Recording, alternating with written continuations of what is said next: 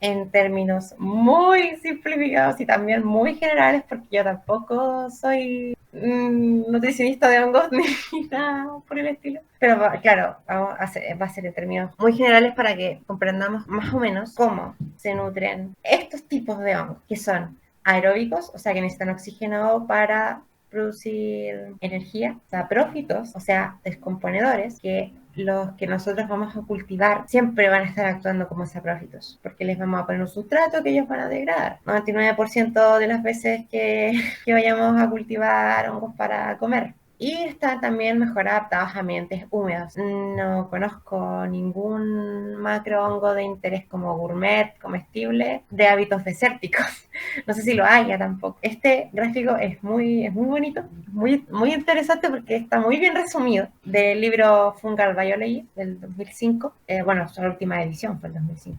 Es re antiguo este libro en realidad. Básicamente está hablando de fuentes de carbono, o sea, de alimentos, según cuántos como hongos los utilizan, qué tan común son estos alimentos para estos hongos, versus qué tan compleja es la molécula, en el sentido de tamaño. Pueden ver aquí en el eje horizontal, en el eje X, la complejidad de la molécula, qué tan grande es, y en el eje vertical, en el eje Y, qué tan común es que un hongo lo use como fuente de carbono, como nutrición base energética. Por ejemplo, el metano es una molécula muy pequeña en comparación a todas las otras que salen acá, y muy pocos hongos que usan metano, o sea, como fuente de carbono.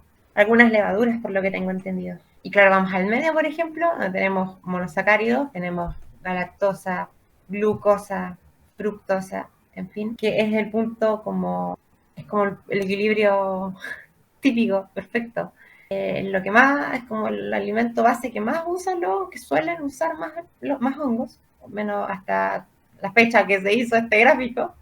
No sé si este trabajo se ha vuelto a hacer hoy en día. Y son moléculas más complejas que metano, alcoholes, etcétera, pero no tan compleja como es, por ejemplo, la queratina, la lignina. La lignina es una molécula gigante, gigante en comparación a muchas otras moléculas orgánicas. Ok, nutrientes minerales requeridos por los hongos. Comenzamos con el nitrógeno, requerido en mayores cantidades que el fósforo y el hierro. Nitrógeno es muy importante porque además siempre se habla mucho de la relación carbono-nitrógeno que debe haber en el sustrato. Y además hay varios estudios en hongos gourmet que si quieren se pueden meter a, obviamente, investigarlo.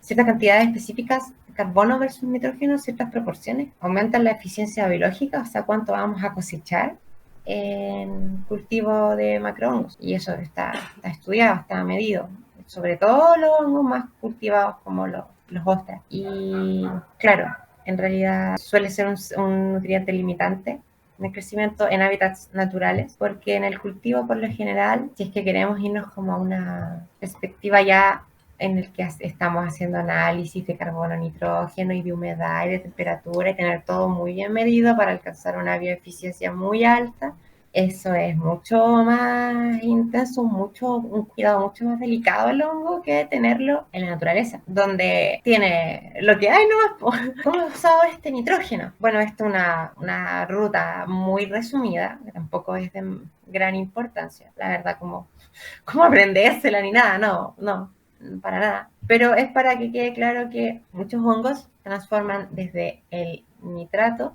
con varias enzimas, claro, de nitrato a nitrito, nitrito a amonio, de amonio a glutamato, etcétera, etcétera, hasta terminar en glutamina. Estamos hablando de, claro, de cómo transforma esta molécula, el nitrato, el hongo, para poder usar su nitrógeno, porque el nitrógeno, el hongo no puede asimilarlo solo. Nitrógeno atmosférico, nitrógeno puro, no puede ser usado por un hongo, no se puede romper para asimilarlo.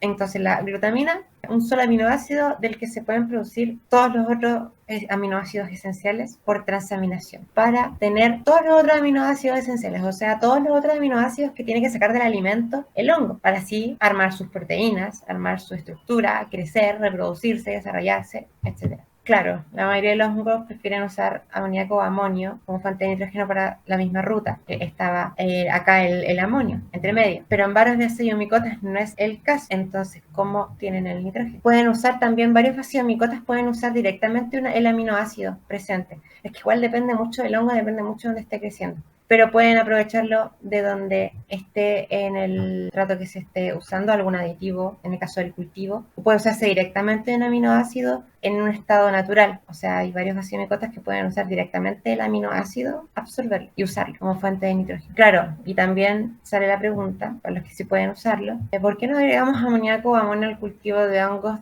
directamente como fuente de nitrógeno? Porque básicamente ocurre esto, que cuando el hongo asimila amonio, lo intercambia por un protón, por un ion hidrógeno. ¿Y qué tiene esto de malo? Es que a mayor cantidad de iones hidrógeno en el sustrato va a haber un menor pH, o sea, va a estar más ácido. Es que eso es el pH al fin y al cabo. Bueno, no solo ocurre también con iones hidrógenos, también ocurre con fosfatos. Entonces, claro, si le metemos, vamos y le metemos amonio para nutrir su necesidad de nitrógeno, va a liberar iones hidrógeno y bajar el pH. Bajar el pH y eso afecta ya a nivel fisiológico el crecimiento del hongo, lo ralentiza, causa ciertos daños a nivel de membrana. Y claro, al revés, si hubiese muy pocos iones de hidrógeno también, está un medio muy alcalino, pasa a ser como la ceniza es muy alcalina y por eso nos quedan las manos como despellejadas, de repente rasposas cuando tocamos ceniza. Ok, pasamos ahora al fósforo. ¿Para qué necesita fósforo un hongo? Para un montón de cosas esenciales. El DNA tiene fósforo, tiene grupo fosfato, molécula con fósforo. El ADP con fosfato forma ATP, forma como una moneda de cambio energética para casi cualquier proceso biológico, bioquímico. Fosfolípidos de membranas también, por supuesto, necesitan fósforo. Pero el fósforo naturalmente suele ser escaso. ¿Por qué? Porque los fósforos solubles que están en el medio se le ven insolubles porque forman complejos con materia orgánica o con calcio muy rápidamente, bueno, o con calcio o con magnesio. Entonces, ¿cómo obtienen fósforo los hongos? Hay varias formas en las que suelen adaptarse para captar fósforo. La más evidente es sintetizar fosfatasas, o sea, enzimas que degradan estas moléculas que forman el fósforo para poder obtener el fósforo, como desarmarlo, por decirlo así, para obtener el fósforo que está ahí introducido. Claro, también puede solubilizar fósforo inorgánico bajando pH externo al liberar ácidos orgánicos. De nuevo hablábamos del pH y también, claro, hay algunos hongos que pueden liberar ciertos ácidos para que se desgregue también esta molécula y pueda ser asimilado. Aumentar la actividad de su sistema de absorción de fósforo al detectar niveles críticamente bajos. Eso, entre lo que ocurre naturalmente y muy resumidamente en métodos de absorción de fósforo. O sea, puse esta imagen por el tema de las micorrizas, básicamente, que hay micorrizas adaptadas a ciertos árboles, de manera que la vacuola de las células fúngicas funciona como un almacén de fósforo para la planta. Ocurre en algunos tipos de micorrizas.